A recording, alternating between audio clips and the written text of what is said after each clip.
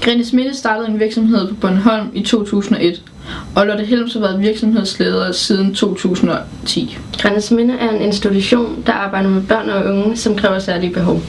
Der er 2 daginstitutioner, en i Rønne og en i Poulsker. I Rønne er det børn fra 11 år. Der bliver arbejdet med børn og unge, der har spiseforstyrrelser, selvskade og tvangstanker. Institutionen i Poulsker har med unge at gøre over 18 år. De unge over 18 år har som regel noget misbrug eller andre sociale problematikker. Lotte Helms har fået bekræftelse på visse punkter, såsom hvor væsentligt det er for et menneske at få lov til at tage ansvar for deres eget liv. At man skal lære at ville tage ansvar for eget liv, og vi skal give de unge mennesker muligheden for at kunne tage et ansvar i deres eget liv. Lotte sørger som øverste leder for, at hendes medarbejdere har ordentlige vilkår, de kan arbejde med.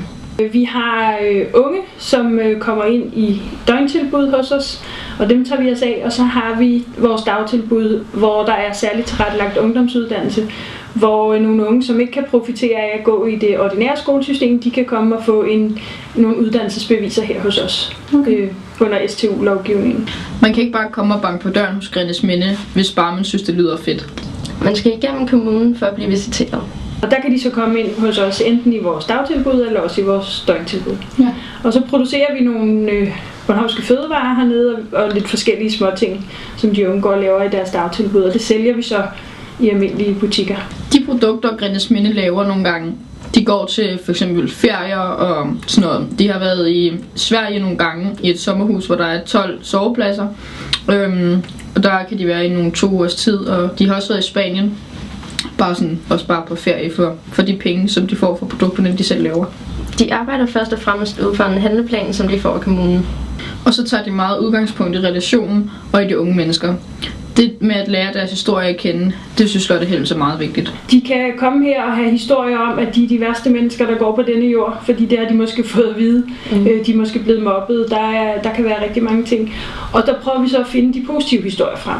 Ja. Og selv i de værste, dårlige, kedelige historier, der viser nogle af de her unge mennesker jo, at de har nogle kæmpe ressourcer. De har ressourcer til at overleve, de har ressourcer til at finde veje og muligheder. Ja. Og det prøver vi at bygge videre på. Lotte Helm synes, det er så væsentligt, at vi som samfundet gør noget. Og hvis man støtter op om dem og hjælper dem nu, så kan de klare sig selv. Mange af de unge mennesker, vi har her, de vokser jo til at kunne klare sig selv bedre, end hvis de ikke havde fået noget tilbud. Det vil sige, hvis de ikke havde været her, så kommer de til at koste, kan man sige, samfundet rigtig mange penge i den anden ende. Torben Ager har været ansat i Grennesminde siden april 2011. Han er faglærer for foto og medie. Torben Ager fuldfører sit arbejde på Grennesminde ved at skabe relationer og finde historie frem i beboerne. Han sagde selv, at han nok ikke var Guds bedste barn, dengang han var på samme alder. Og derfor kender han til nogle af beboernes historier på Grennesminde. Min dagligdag hernede, den går meget ud på at skabe relationer og finde, som jeg også snakket om, de der historier frem, der er i menneskerne, der går hernede. Ikke? Vende de negative historier, finde det positive. Og lige fra min afdeling, der bruger man så foto, video, andre medier, til at bygge nogle positive historier, til at komme længere ud i samfundet måske. Så det er den vej igennem, vi arbejder. Vi var også nysgerrige efter at finde ud af, om nogle dage var hårdere end andre på arbejdspladsen. Jeg arbejder med mennesker, og nogle mennesker har det svært. Så nogle dage er selvfølgelig mere vanskelige end andre dage. Men de gode dage er alle sammen, fordi du får udrettet noget hver dag. Ja. Det er det fantastiske ved at arbejde med mennesker. Torben Ager valgte at arbejde med udsatte unge på Grennesminde helt tilfældigt.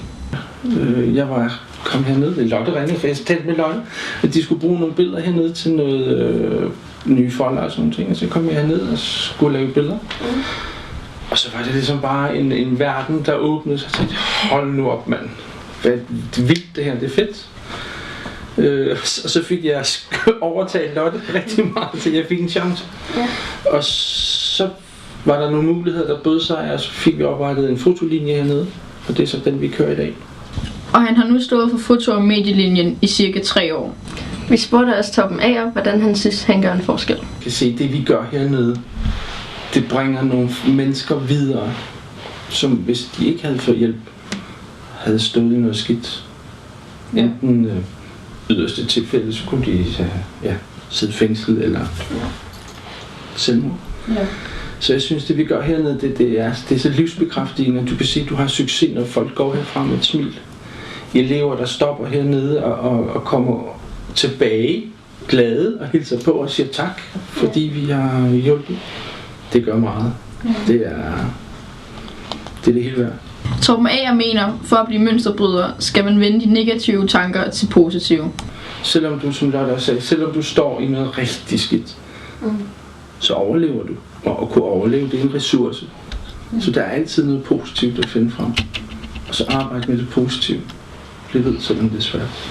Lotte Helm skulle ikke være mere enig med det, Torben fortæller. Og det er rigtig vigtigt, at man begynder at tro på sig selv, og tro på, at man faktisk er noget værd i sig selv. Og at man godt kan udrette nogle ting, og at folk faktisk interesserer sig for dem. Så når vi sælger vores produkter, for eksempel de ting, vi laver, eller I er ude at tage billeder for nogen uden for virksomheden, så viser vi jo de unge, at de kan godt tage del i samfundet. Præcis. De kan godt levere noget til samfundet, som andre mennesker gerne vil købe og være en del af. Og det giver en kæmpe ballast og en styrke. Så. At føle, man er noget værd. Det er rimelig klart for de fleste, at ikke alle beboerne på Grindsminde har samme baggrund. Derfor skal de selvfølgelig også behandles på forskellig vis. Lotte Helms og Torben Ager har nogle eksempler på, hvad baggrunden for en udsat kan være. Det behøver ikke nødvendigvis at have noget med familien at gøre. Det kan være nogle diagnoser, der ligger til grund, at man simpelthen har en diagnose, som man har haft gennem livet, som først bliver opdaget ganske sent. Der kan være nogle hændelser, det kan være mobning. Altså det er noget af det, vi oplever rigtig meget hos stort set. Faktisk næsten alle unge, vi har her, de er blevet mobbet og massivt mobbet. Vi har hørt nogle historier, som simpelthen tror, det er løgn. Om unge mennesker, der er blevet lukket ind i skabe og altså, jeg kan næsten græde over de historier, vi får at vide. Og det er faktisk en fællesnævner hos rigtig mange af de unge, vi har her. Og det giver så lige, hvis man tænker tilbage til at føle, at man er noget værd. Så bliver du lukket ind i et skab, så er det måske svært at tænke over, hvor meget man er værd. Lotte Helms og Torben Ager er begge enige om, at efter et ophold på Grindsminde har 95% et bedre liv, når de skal ud og klare sig selv. De fortæller også, at nogle unge ikke egner sig til Grindsminde. Og der er det så Lotte og Torbens arbejde at få givet dem det, de har brug for.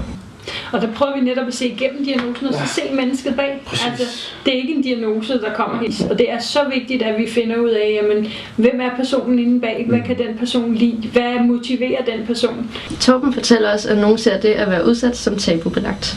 Og Lotte kommer med et eksempel på, hvordan de kan hjælpe udsatte frem til deres drømme. Vi har haft en gang, som gerne ville være astronaut. Og det er måske et mål, som han ikke kunne nå.